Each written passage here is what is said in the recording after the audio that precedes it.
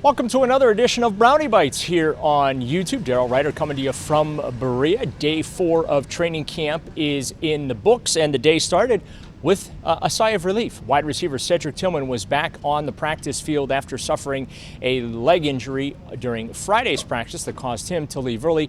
Before the practice, Browns head coach Kevin Stefanski said they dodged a bullet there. Jerome Ford, though, and Mike Woods, they still remain sidelined with their respective injuries. Saturday saw the offense show some signs of life. It's about time. We're 4 days into this thing, but a very productive day for all 4 quarterbacks, from Joe Flacco to Kenny Pickett to Dillon Gabriel, and of course Shedeur Sanders. Everyone throwing touchdown passes, so that was good to see there. Now, before practice, I did ask Kevin Stefanski about the rocky start for the offense here in practice, where it has not looked good. It's looked disjointed at times. A lot of footballs ending up on the ground. Does that matter, or is it more about the process than it is the results? Here's what the head coach said to me.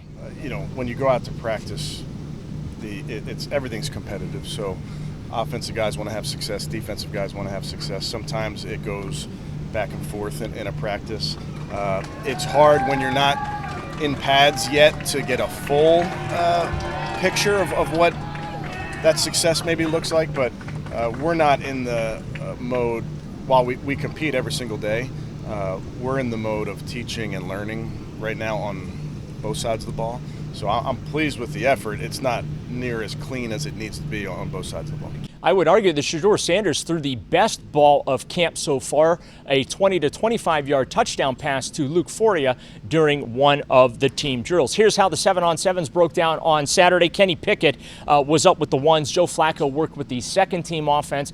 Dillon Gabriel came in for a session with the ones, and then Shedeur Sanders worked with the third-team offense. In the red zone drill, Kenny Pickett again getting first-team reps, as did Dillon Gabriel. Joe Flacco worked with the twos. They had Shedeur Sanders work in red zone on another field. Wide receiver Jeudy and safety Grant Delpit both had podium duty Saturday, as we'll take a listen to the best Brownie Bites from both of those guys. Let's start with Jeudy, who's coming off that fantastic Pro Bowl season that saw him catch for over 1,000 yards. This is a very young wide receiver core. There's a lot of questions there behind Jeudy, and here's what the Pro Bowler had to say about that group, as well as what is, still being called a 4-man quarterback competition. Is there enough time to get that resolved? Here's the best of Jeudy. I think we got a talented group of guys, everybody good at, their niche and great at what they do, pretty young, that's the best thing. So everybody young and healthy, and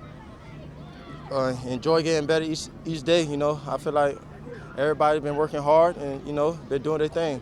I just like to help guys. You feel like they can add a little niche to their game to get better. I'm happy to be that guy to inform them, like, do this a little bit better, do this. You call a little bit more separation. I'm just here to help any way possible to make the team better. No, it's been great. I seen them guys getting better each day. They working towards their goals, working hard. And doing what they're supposed to do on the field and off the field to be better than it was the day before. It's been fun. Joe been in the league for a long time, obviously. So he know where to put the balls. He know how the receivers like the balls, and he throw a great ball for sure. There's more than enough time. This is only day 4, but we got 30 to 40 days left to the real season. So we got more than enough time. And that for me, I'm gonna just keep doing me.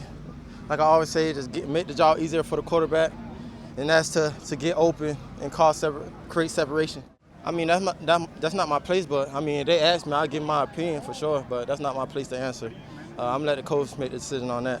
It's been a lot, other than, being able to be ranked with amongst your peers, the people that actually watch the film, watch the tape, and that you practice and play against. It means a lot to be able to be recognized as one of the top guys in the league, and yeah, I'm very thankful of it. Personal goal, I just want to be better than I was last year, and I just want to win while doing it. Meanwhile, Grant Delpit enters his 5th season here with the Browns. Is this the year in which he really assumes the mantle of being one of the leaders on that defensive side of the ball? Here's the best of Grant from Saturday's media availability. As you get older, I think that happens naturally. But obviously, I'm hard on myself. I haven't been doing enough to help this team win, in my opinion. So whatever I could do to improve myself, that's what I'm going to do. Of course, it's getting to that ball. get to the Brown thing like Schwartz says. I haven't been getting enough takeaways and turnovers, so that's a big focus that we got going on in this camp. Whether it be punching the ball out, attacking the ball. It's frustrating when quarterbacks just checking the ball down, so try to get in those guys' heads, try to get them to throw the ball down the field a little bit. But you got to come with more takeaways. I think we only had 4 interceptions last year. I think Denzel had like 3 of them, so I told him not this year. Shout out to Rod, and he definitely helped me, kind of mature as a player the last 2 years he was here. And he kind of prepared me for this role that I'm in now. So, I was always, ready to lead the room and really take it on my shoulders. So I'm excited to be that guy on the defense and bring everybody with me. I would say that we didn't come up with a few, and I know for sure I dropped one in the end zone, but it's a few like deep balls coming down with the ball, contested catches type things. You can't control the ones that the quarterback throw right to you because, it's either going to happen or it don't. But at the end of the day, you got to come up with the contested catches, get the offense back the ball. It's a team sport, man. That could do a lot for our offensive morale and confidence. Every time he come across the field, I got it on my mind to let him know what's up. But now I don't think it's a contest really. I think it's just asserting yourself as far as being a guy who the ball finds. I think that's a big deal. Like, you see who just retired Honey Badger. The ball always seemed to find the Honey Badger, man. And just going back to his college days, 2014 Arizona days, 2015 Arizona, I've been watching a lot of his tape. So just being one of those guys that the ball just seems like a ball magnet. No, I don't think that's any,